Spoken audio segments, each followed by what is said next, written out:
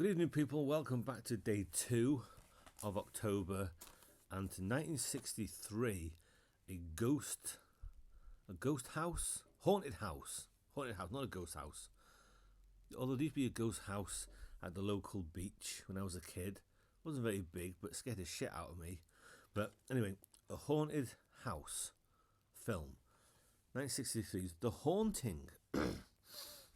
The story of the house here, Hill House, based off a novel, but Hill House, this horrible, creepy ass house that 4 people are killed in and around it. One drives into a tree, one hangs himself, and that kind of stuff.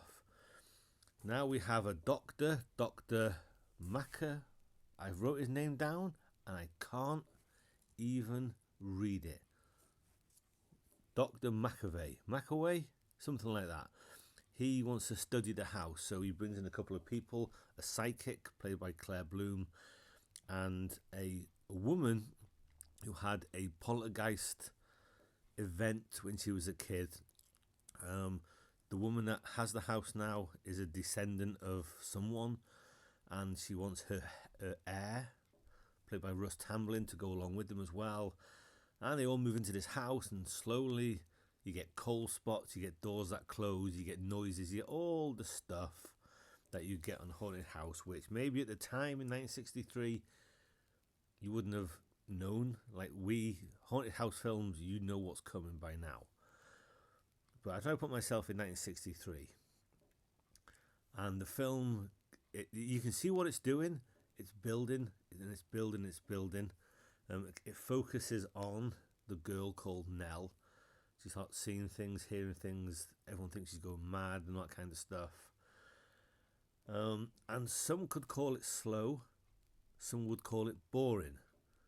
And I've seen this twice now. The first time I watched it, it had this reputation, The Haunting. That's a great ghost. It's a great ghost film. Now, I'm not a massive fan of ghost stuff because I don't believe in ghosts. But now I was sitting thinking to myself, but I like vampire and werewolf films, and no one believes in them. No one believes that werewolves stalk the night and the moors wherever you live. No one believes that. But you enjoy watching them films. So do I need to believe in ghosts to enjoy this film? I don't know. But I don't believe in ghosts. I'm one of those people, I'll disbelieve ghosts until I see one. And I've never seen one. So I don't believe in ghost stories. One of my favourite haunted house films,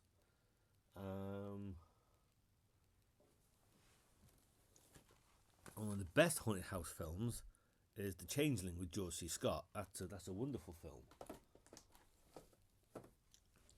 So I'm not a fan of ghost films because I don't believe in ghosts. There's a tagline on the poster that says, "You may not believe in ghosts, but you cannot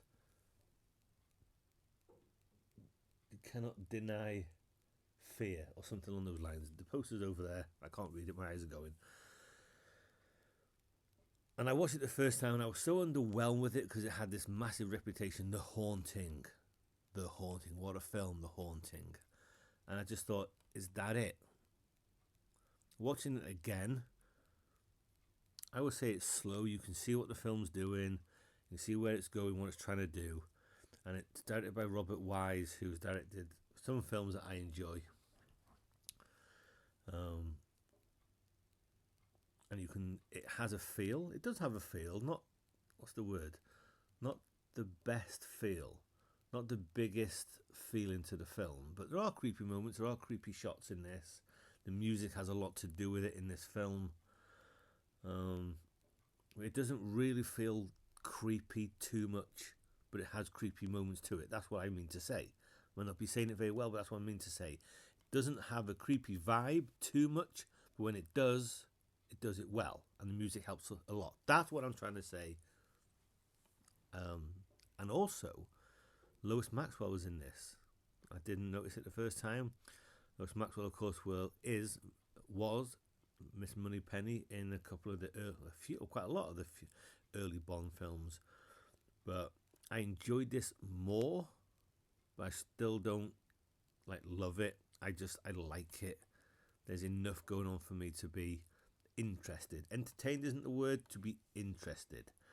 And there's a remake of this, which I might watch later on this month. But The Haunting is a solid enough film for someone who doesn't believe in ghosts. Comments are welcome.